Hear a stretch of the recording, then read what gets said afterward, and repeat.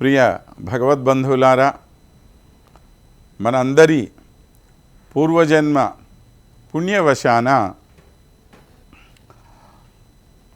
మహాలక్ష్మీదేవి యొక్క వైభవాన్ని, ఆ తల్లి మనకు చేస్తున్న మహోపకారాన్ని గురించి కొద్దో గొప్పో మన యొక్క శక్తికి అనుగుణంగా 4 విషయాలు తెలుసుకునే ప్రయత్నం చేస్తూ ఉన్నాం. ఈ ప్రయత్నంలో తల్లి వైభవాన్ని గురించి వివిధ వేదాలలో కానివ్వండి, పురాణాల్లో కానివ్వండి, ఇతిహాసాల్లో కానివ్వండి, స్మృతి గ్రంథాలలో కానివ్వండి, ఇవన్నీ కూడా మనకు ప్రమాణమైనవి. సనాతన ధర్మానికి ఇవన్నీ ఆధారభూతమైనవి. వీటన్నింటి ద్వారా మనము ఆ తల్లి వైభవాన్ని గురించే తెలుసుకునే ప్రయత్నం చేస్తూ ఉంటాం. ఎవరైతే ఈ చక్కని విషయాలు తెలుసుకుంటారో వారు నిజమైన భాగ్యశాలురు. వాళ్ళకి నిజమైన లక్ష్మీ కటాక్షం కలుగుతుంది. సరేనండి, నాకెందుకు లక్ష్మీ కటాక్షం లేకపోతే వచ్చిన నష్టం లేదులే అని అనుకుంటే, లక్ష్మీ కటాక్షం లేకపోవటం వలన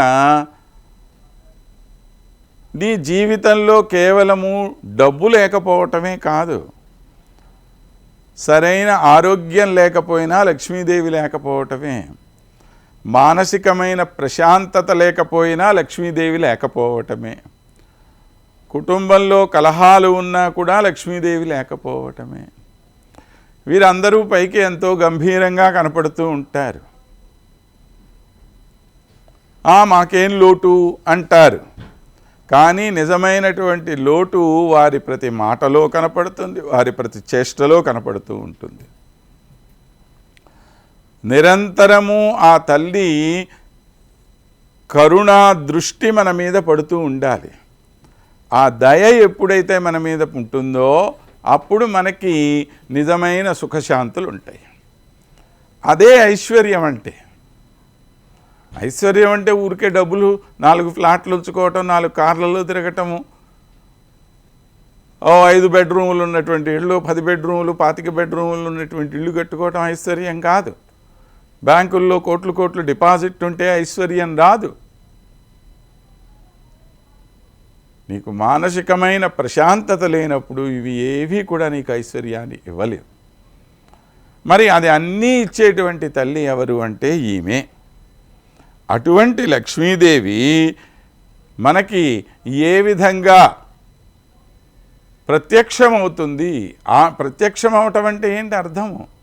మన కంటి ఎదురుగ్గా ఆమెని గురించిన ఒక జ్ఞానం కలిగి ఉండటం, ఆమెని గురించి మనం తెలుసుకోవటం, అదే ప్రత్యక్షం అవటం అంటే.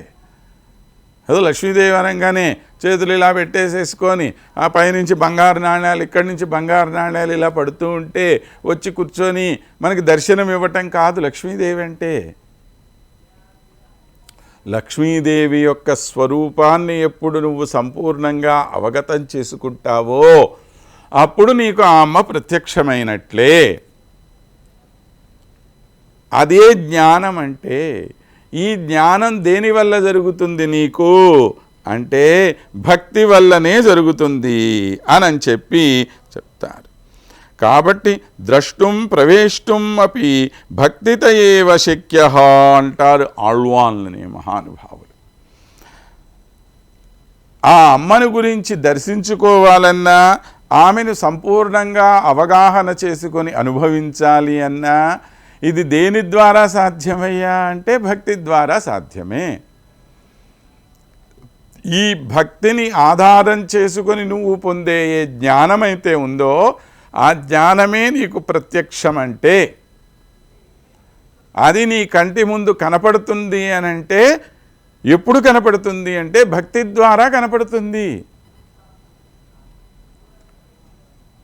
శ్రీమద్ భాగవతము ఒక సంపూర్ణ జ్ఞానభరితమైన గ్రంథం అంటారు మన పెద్దలు. మరి భాగవతాన్ని చదవండి, ఎక్కడన్నా మీకు జ్ఞానం ఏమన్నా కనపడుతుందో, భక్తి ఏమన్నా కనపడుతుందా అంటే భక్తే ప్రధానంగా కనపడుతుంది అక్కడ మనకి. మరి ఏందండి ఇది పెద్ద గొప్ప జ్ఞానకావ్యం అన్నారే అనంటే, ఈ భక్తి ద్వారా నువ్వు పొందే అనుభవమే జ్ఞానం. అక్కడ ఈ భక్తి ద్వారా నువ్వు భగవంతుడి గురించిన ఒక సంపూర్ణమైన స్వరూపాన్ని పొందుతావు.